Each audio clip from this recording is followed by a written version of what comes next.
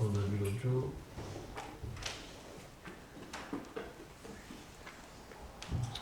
Ok. Verset 2-3. Om Namo Bhagavate Vasudevaya. Om Namo Bhagavate Vasudevaya. Om Namo Bhagavate Vasudevaya. Om Namo Bhagavate Vasudevaya. Om Namo Bhagavate Vasudevaya. Om Namo Bhagavate Vasudevaya.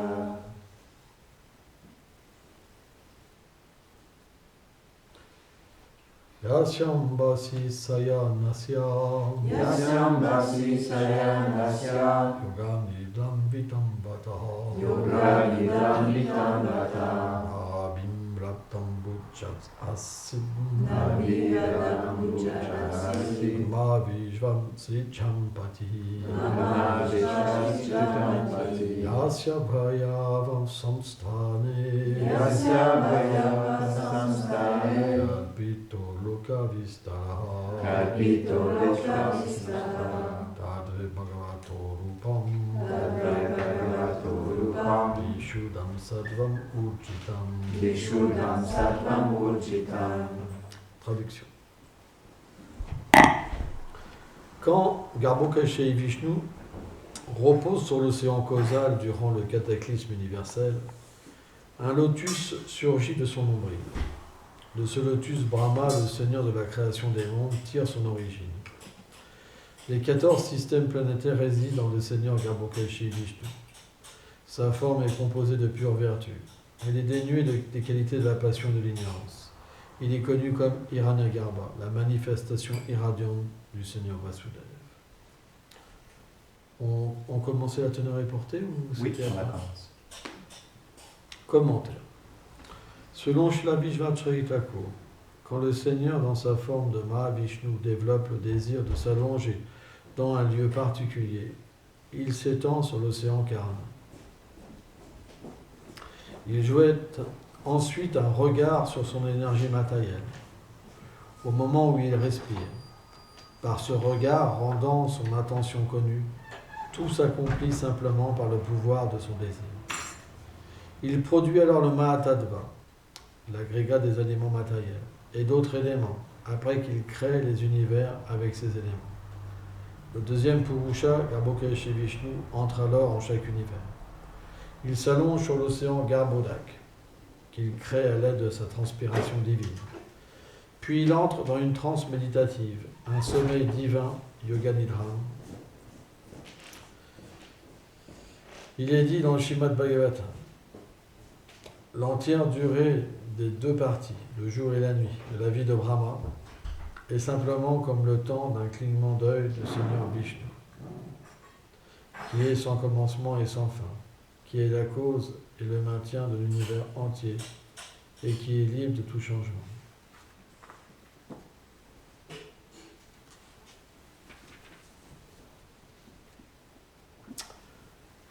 Bon, ok, on va s'arrêter.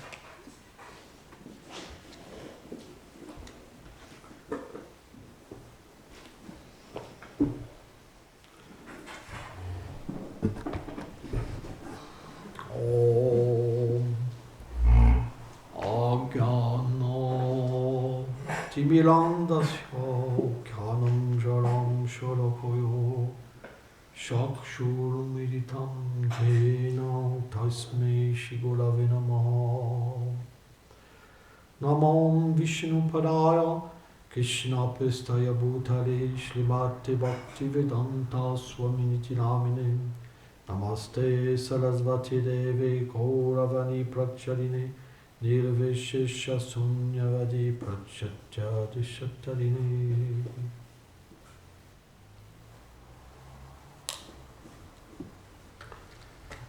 Ce verset traite de la création. On en parle bien souvent, de cet aspect de Vishnu. Et de Vishnu apparaît les univers, où il rentre dans chaque univers, et où apparaît Brahma, le premier être créé. Ce Brahma-là, dans notre univers, est notre gourou. On sait qu'il a été directement initié par le Seigneur suprême, à différents stades. Dans l'Ishvarya Gyan, dans l'opulence. On sait que sur Satyaloka, une manifestation du Seigneur enseigne Brahma. Mais Brahma aussi était initié par la flûte de Krishna. Or, quand Brahma a reçu le son de cette flûte de Krishna, on peut dire qu'il a été initié au doux sentiment d'amour. C'est pour ça que notre Brahma à nous, il est impur de vie. Il est situé dans le Madhurya Rasa, dans le sentiment amoureux envers Krishna. Et d'ailleurs, quand Brahma a entendu la flûte de Krishna, qu'est-ce qui est sorti de sa bouche? La Gayatri. Donc le Gayatri, s'il n'est pas donné par une filiation spirituelle qui permet de comprendre, de savoir qu'il contient, il ne donne pas l'effet. Beaucoup de gens chantent le Gayatri. Mais ils méditent finalement sur le Seigneur qui donne la connaissance et qui détruit la souffrance. Mais c'est pas ça le but de la Gayatri, ça n'a rien à voir. Le soleil, le Seigneur est comme le soleil de l'univers. Il chasse les ténèbres. En fait, le principe de la Gayatri, c'est dans la Gayatri, le cœur de Krishna est contenu. Les choses les plus intimes sont contenues. Puisque quand Krishna joue de sa flûte, en fait, il joue pour rappeler Srimati Radharani, notamment, pour appeler les gopis, pour appeler ses vaches, etc. Donc, les mantras qu'on reçoit dans une filiation spirituelle authentique, ce sont des mantras extrêmement intimes et profonds. Ce n'est pas du tout une science externe, religieuse, qui divulgue simplement la religiosité, dharma, artha, le fait de pouvoir développer l'essor économique, la bonne fortune, et kama, le plaisir des sens, et même moksha, la libération. Le but de la Gayatri, c'est de pouvoir être qualifié pour recevoir prem. C'est ça le but de la Gayatri. Pour pouvoir chanter, recevoir la connaissance, pour pouvoir chanter le Mahamantra, pour pouvoir adorer Radha et Krishna. C'est pourquoi les êtres qui sont dans le monde matériel et qui sont trop recouverts par la passion, l'ignorance, et même la vertu matérielle, ne peuvent pas chanter purement le chant des saints.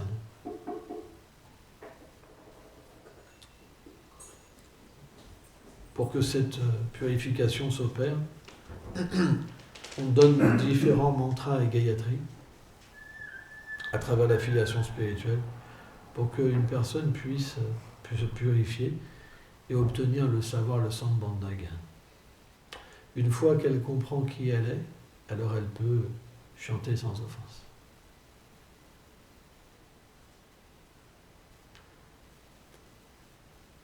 Celui qui a chanté sans offense dans ses vies passées, il n'a pas besoin même de recevoir même l'initiation, ça explique. Parce qu'il a déjà été qualifié dans les vies passées.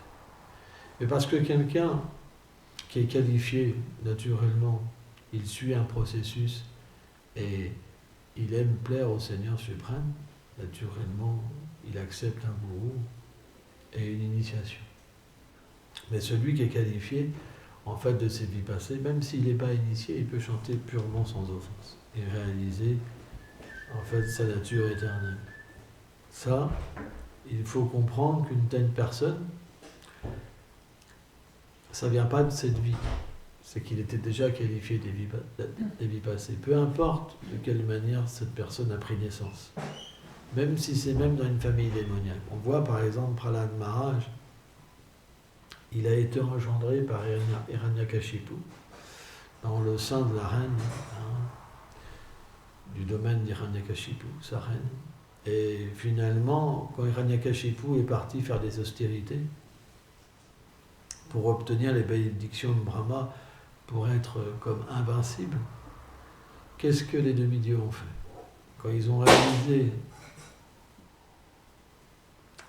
ont réalisé que la femme d'Hiranyakashipu était enceinte, qu'est-ce qu'ils ont dit? En fait, dans son sein, il y a le grand démon. C'est la parampara de Hiranyakashipu.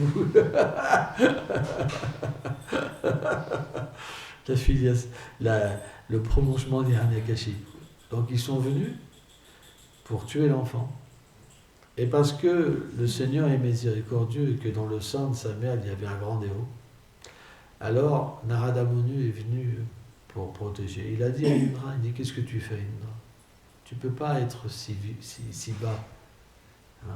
Tu as donné des choses si basses. Et là, il dit à Narada, mais Narada, dans ce ventre-là, il y a un grand démon. On doit le tuer maintenant, parce que dès qu'il va sortir, on sait qu'Hiranyakashipu, dès qu'il est sorti, Hiranyaksha et Hiranyakashipu, dès qu'ils sont sortis, ils ont grandi comme des montagnes. Ils ont obstrué, même le ciel était obstrué. Ils avaient des corps comme du métal. Donc, ils se sont dit, oula, dès qu'il va sortir celui-là, déjà qu'il y en a un, c'est difficile, s'il y en a un deuxième. Donc ils se sont dit, il faut tout de suite le tuer. Et là, Narada Muni a dit, non, dans le corps du ventre de la femme d'Hiranyakashipu, il y a un très grand démon. Très, très, très, très, très grand démon. Et là, c'est intéressant, parce que les demi-dieux, ils n'ont pas toujours foi à 100%, ils ont toujours même des doutes. Même quand le Seigneur, il joue avec eux, qu'il se bat contre Hiranyaksha, par exemple, des fois, ils ont l'impression que le Seigneur, il va perdre. Et leur foi, elle est mixte. Ils font hélas. Le Seigneur est expert à jouer. Et naturellement, il y avait un petit doute. Mais parce que c'est Narada Muni, automatiquement, ils ont accepté ces paroles. Ils ont donc fait le tour de l'enfant à travers le ventre de sa mère. Ils ont rendu ses hommages et ils sont repartis. Quand une personne est vraiment qualifiée, on doit avoir foi dans ses paroles. C'est rare, c'est très rare. Mais si une personne est qualifiée et qu'elle nous dit quelque chose, alors cette chose se fera. Par contre, si on doute de ses paroles et qu'on fait l'inverse, on recevra tout l'inverse. On doit faire extrêmement attention avec les paroles des sadhus. Krishna est dans le cœur. Chaitanya Mahaprabhu, en fait, Krishna Kaviraj Goswami ou d'autres Vaishnavas expliquent que le Seigneur ne supporte pas le manque d'étiquette envers les sadhus et le gourou. Le Seigneur ne supporte pas. Vraiment, c'est quelque chose que Krishna n'accepte pas. Et si on agit mal, si notre respect n'est pas bon, on va souffrir, vie après vie. C'est même expliqué que ce qu'on souffre maintenant, c'est rien par rapport à la vie prochaine, et encore, et encore, et encore. Donc on doit faire absolument attention. On doit avoir un respect, vraiment, et pas voir l'aspect externe, mais comprendre qu'est-ce que représente mon gourou et qu'est-ce qu'il peut me donner. Qu'est-ce que donne le gourou?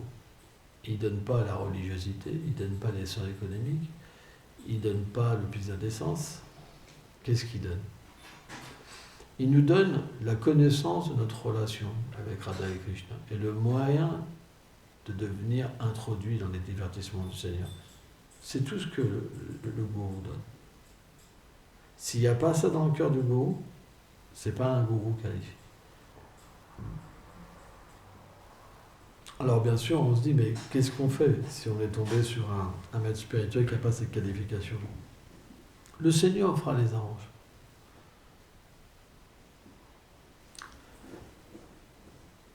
Mais restez fidèle avec votre maître spirituel. Sans ça, vous êtes comme quelqu'un d'inchaste. En fait, les associés de Chaitanya Mahaprabhu ont même expliqué, alors ça va loin, ils expliquent que même si vous prenez un Shiksha Guru, vous devez rapporter au Diksha ce que vous faites, sans ça c'est comme l'offenser. En fait, si vous faites quelque chose sans l'aval du Diksha qui vous a initié, c'est comme passer au-dessus, ça compte pour Guru Aparad. C'est les associés de Mahaprabhu qui vont expliquer ça, ça va loin.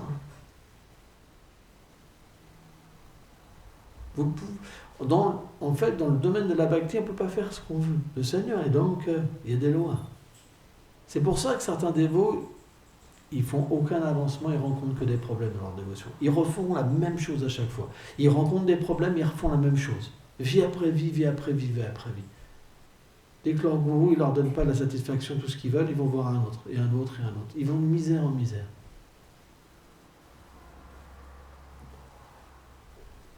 C'est pas le plaisir des sens qu'on reçoit du gourou. Il nous donne le moyen de se qualifier.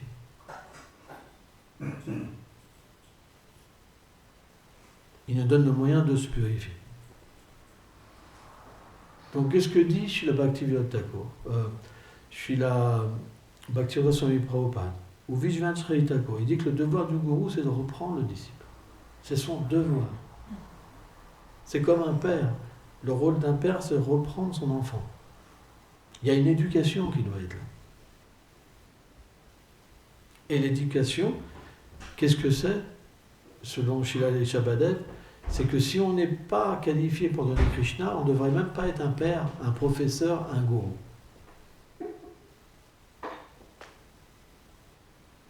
Notre premier devoir, c'est de se qualifier. Et de faire que notre enfant puisse recevoir l'amour de Dieu.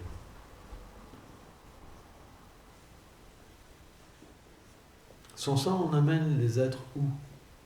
Dans notre délire, dans notre conception. Est-ce que vous êtes qualifié? Est-ce que vous êtes pur? Vous comprenez? Ça, c'est votre conception. Mais votre conception, elle vous a amené où? D'où émerge votre conception? De votre expérience dans ce monde? Qu'est-ce qu'elle vaut, cette expérience? Quelle est la nature de cette expérience? Est-ce qu'elle est dans la transcendance? Est-ce qu'elle est dans l'ignorance? Dans la passion? Oui. C'est pourquoi on doit absolument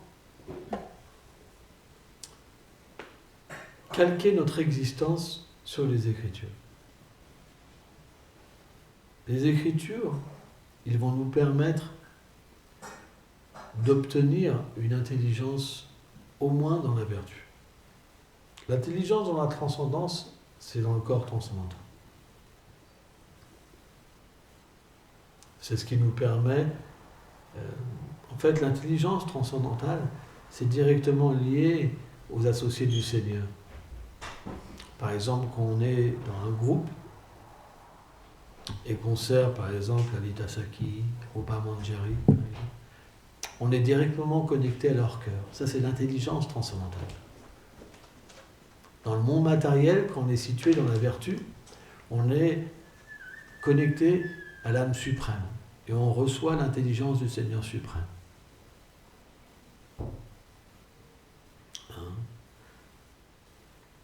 Et c'est ce qui nous permet de progresser.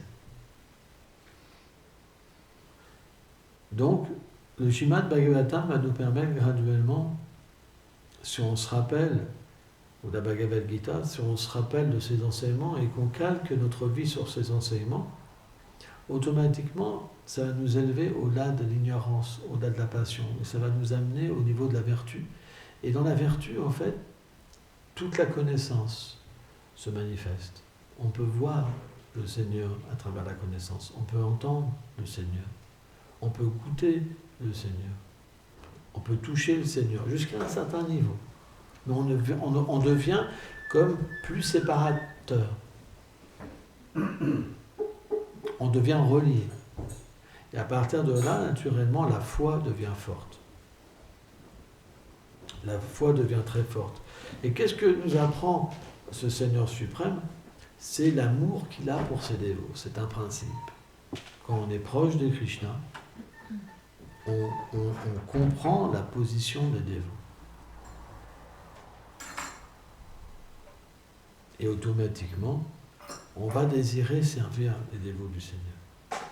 Prendre leur poussière. Parce que Krishna veut ça. Lui-même, le Seigneur prend la poussière sur sa tête de ses dévots.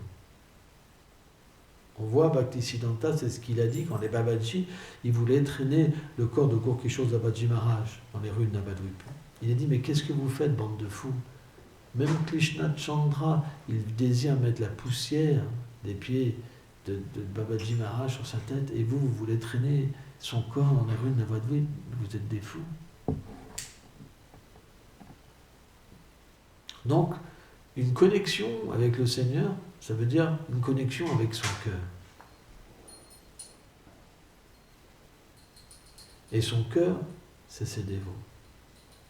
Et quand on va progresser, on va petit à petit réaliser que son cœur, c'est Srimati Radharani. Et là, des choses vont pouvoir se manifester davantage. La connexion avec Srimati Radharani va commencer à venir. Et là, on va commencer à progresser et avoir un sentiment qui est naturel, qui est spontané. Ce qu'on appelle la Raganuga Bhakti. Et là, à partir de là, on va devenir attaché au monde transcendantal. Et on va devenir détagé du monde matériel. Avant, ce n'est pas possible. Mais à la base, pour arriver à là, on a besoin du gourou. On a besoin d'une bonne attitude.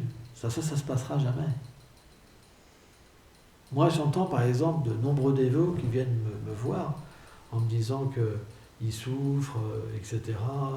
Ils rendent compte que des problèmes, ils ne se sentent pas aimés, etc. Mais ça, ça vient juste de nous. C'est juste notre mental qui nous triche. Pourquoi quelqu'un dans la même situation, il va voir autre chose, et vous voyez ça, c'est juste parce que vous êtes mal situé. Il y en a un qui veut tout contrôler, et il y en a un qui voit le contrôleur suprême. C'est deux choses différentes. Quand vous voulez contrôler là où il y a le Seigneur suprême, il faut devenir un serviteur. L'attitude de service, c'est la chose la plus importante. C'est ce qui va nous permettre de goûter la vie spirituelle. Il faut servir les dévots. Vous pouvez vous dire, mais ce dévot, il est imparfait, il sent mauvais de la bouche, ce que vous voulez. Mais de la même manière, le Seigneur réciproque et va mettre dans notre vie des êtres vivants qui vont devoir exister pour notre épanouissement. Si quelqu'un est dur, vous pouvez apprendre à tolérer. Pourquoi Jésus disait « aimez vos ennemis » ? C'est pas simplement tolérer. Mais comment on peut comprendre la parole de Jésus « aimez vos ennemis » ? C'est de comprendre, déjà, premièrement, il n'y a pas d'ennemis. Ça, c'est une conception mentale, par l'un de Maharaj explique. Quand on est situé sur une plateforme matérielle, on voit ennemi quelqu'un qui ne nous apporte pas notre satisfaction et ami quelqu'un qui nous donne de la satisfaction. Or, quand on est situé sur le plan de l'âme, il n'y a plus d'amis et d'ennemis, parce qu'on n'est plus situé sur la plateforme matérielle. On existe pour une chose, donner la satisfaction au Seigneur suprême. Donc, quand on désire devenir un dévot, le Seigneur va nous donner l'intelligence en nous-mêmes. Et quand quelqu'un va vouloir, quand quelqu'un nous énerve, quand quelqu'un c'est dur, celle-là, terrible, c'est le truc vraiment, c'est tous les jours. En fait, il faut servir. Cette personne-là, elle est là pour nous. C'est très bon pour nous. Ça nous fait sortir le gros truc du cœur. qu'on ne peut même pas imaginer. C'est le truc qui sort, le monstre. Il est là. Même Arjuna, ça lui arrive, on m'a dit. Même Arjuna, ça lui arrive. Pourtant, Arjuna, il paraît doux. Hein. Et parfois, il y a un monstre. Mais il est plus subtil que les autres. Il y en a, ils ont des monstres vraiment... comme ça. Mais si on regarde, c'est que cette personne-là qui arrive. Donc cette personne-là, elle est spéciale pour elle. Elle est un moyen pour progresser. Krishna nous l'amène. Elle est le réceptacle de la miséricorde de Krishna. C'est comme ça. L'intelligence dans la vertu, c'est comme ça que Krishna commence. Et là, on va commencer à servir la personne et on va voir que le monstre, il va commencer à se dissoudre. Il va perdre son pouvoir et on va commencer à goûter la félicité et le lien qu'il y a avec l'âme suprême et le goût.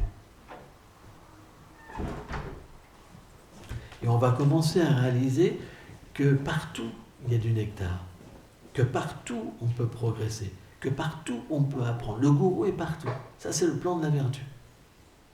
On appelle ça nishta, la fixation. Avant, qu'est-ce qui se passe? Avant, on a une attitude de maître. On veut du respect. Il y en a qui ont l'air sympas. Par exemple, ici, comme Amel, par exemple. Elle a l'air très douce. On verra quand on sera initié, on verra quand elle aura quelques années, on verra qu'est-ce qui va se passer. Ça se trouve, elle va être très imbue de sa personne. Vraiment. Hein? On ne sait pas, hein, vous savez. On ne sait pas. Quand on est tout petit, tout nouveau, c'est pas de problème. On est très humble. Et quand on commence à avoir de l'intelligence, que les gens commencent à lui dire « Oh, Amel », hein, alors bien sûr, elle ne s'appellera plus comme ça, mais je ne dirai pas son nom, mais tu es tellement intelligent, gracieux, tu as tellement de qualités. Oh non, c'est pas comme ça.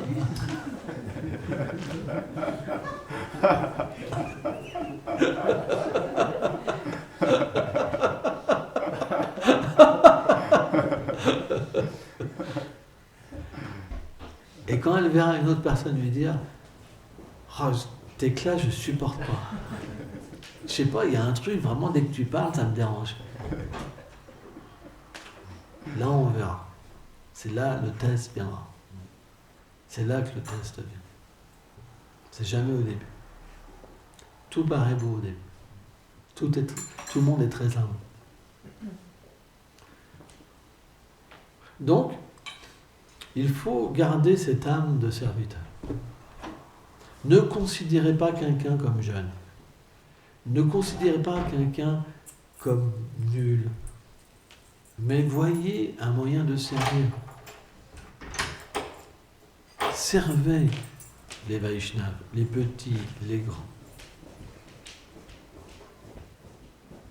Moi, je sais que parfois j'ai rencontré des problèmes dans ma vie spirituelle. Et dans ces moments-là, où Krishna me testait, je prenais refuge de n'importe quel dévot, c'était merveilleux. Même le dévot le plus néophyte, il me paraissait comme du nectar. On devrait être comme ça tout le temps. Dès qu'on pense qu'on est supérieur, les problèmes vont arriver.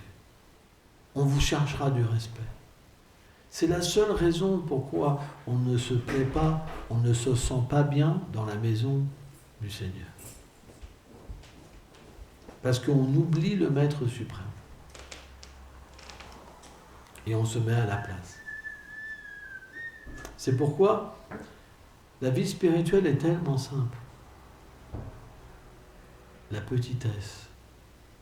On devrait vouloir être insignifiant. Juste être un petit serviteur. Peu importe qu'on me parle mal. Peu importe qu'on me marche dessus. Je ne cherche rien dans ce monde. Je veux juste chanter et expérimenter l'amour. Si vous n'avez pas cette mentalité, il n'y a rien qui se passera. Levez la main ceux qui ont cette mentalité. Pas évident. C'est très élevé, mais c'est accessible. Parce que celui qui veut être comme ça, le Seigneur, dans son cœur, va l'aider. Il va lui donner tous les moyens pour atteindre cette plateforme. Ne pensez pas que vous êtes seul. Vous êtes seul parce que vous voulez être le contrôleur de votre vie.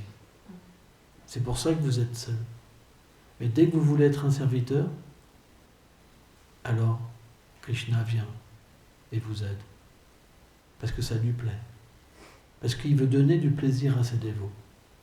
Parce qu'être un serviteur, ça veut dire être un serviteur d'un autre dévot.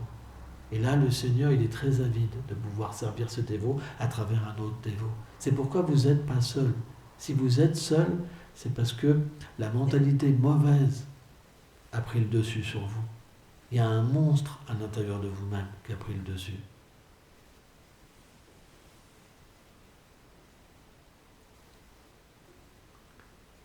Et ça, c'est pas une bonne chose. Parce qu'on ne pourra pas rester un dévot dans cette situation-là. Donc on doit se faire le serviteur d'un serviteur. Mais avoir une pleine foi et une profondeur. Et dans tous les niveaux, apprendre à véritablement être humble envers lui. Tolérant et respectueux. Dès que votre respect s'arrête, Krishna vous lâche. Vous pouvez prendre refuge même d'un autre, ça ne marche pas. Si le gourou que vous avez qualifié, ça ne marche pas. C'est pire encore, même si vous pensez qu'un autre est qualifié, que le vôtre n'est pas qualifié alors qu'il est qualifié. Vous ne ferez aucun avancement spirituel. Rien.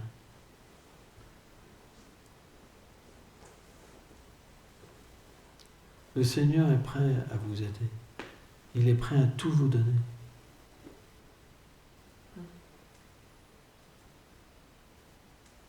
Mais n'oubliez pas, vous ne pouvez pas le remplacer. Il est dans le cœur des autres êtres vivants.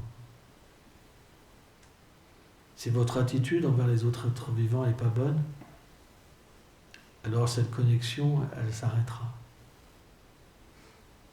Vous devez écouter le Seigneur suprême à travers les autres, le sentir à travers les autres, être touché par lui à travers les autres. C'est une expérience tellement merveilleuse. Jamais, un dévot, en fait, sa réalisation, c'est que jamais il a été abandonné, jamais. Jamais, jamais, jamais. Simplement, il a été testé. C'est comme une barre de fer qu'on met dans du feu et qu'on frappe et qu'on donne une forme définie. Et bien, de la même manière, l'âme conditionnée, elle doit être frappée par la miséricorde du Seigneur pour être libérée de ses imperfections et qu'elle atteigne la forme qui l'unit au Seigneur suprême. Donc, entre le moment où on est purifié et le moment où on devient une âme réalisée, c'est parfois être difficile, cette purification. Mais quand on devient une âme réalisée, on réalise que tout ce qu'on a fait, c'était nécessaire. Tout ce que par quoi Krishna nous a fait passer était nécessaire pour en arriver là. Ayez confiance. La foi, ça veut dire confiance. Continuez à pratiquer. Continuez à aimer. C'est pas l'enveloppe qu'on aime, mais la réalité chez les êtres.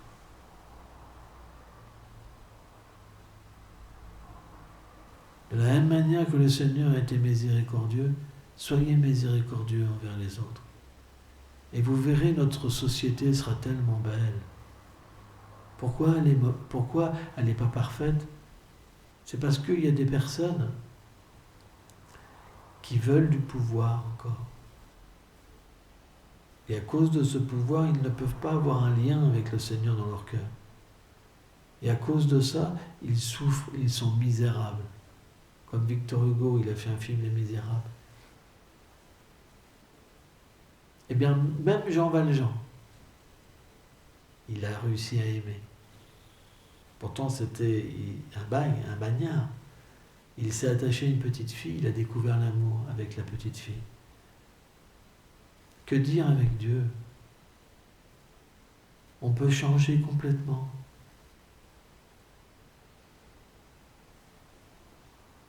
tout le monde peut changer. Hein? Merci beaucoup.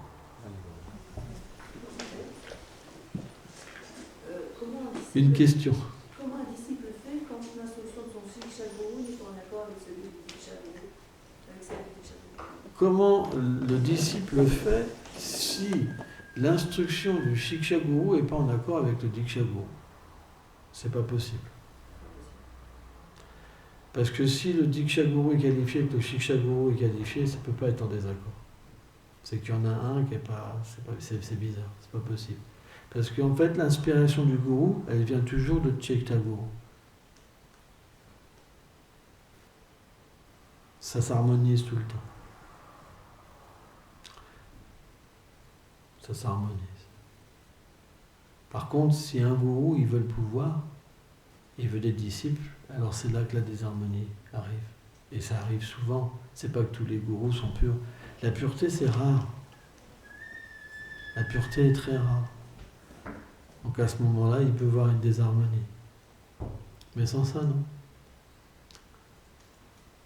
Si le gourou est qualifié, les deux gourous sont qualifiés, il est obligé d'avoir l'harmonie.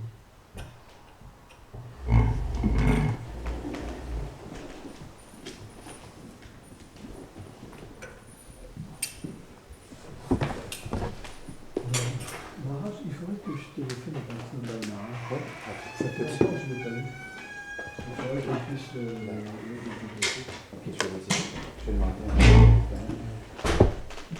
un petit rendez-vous juste.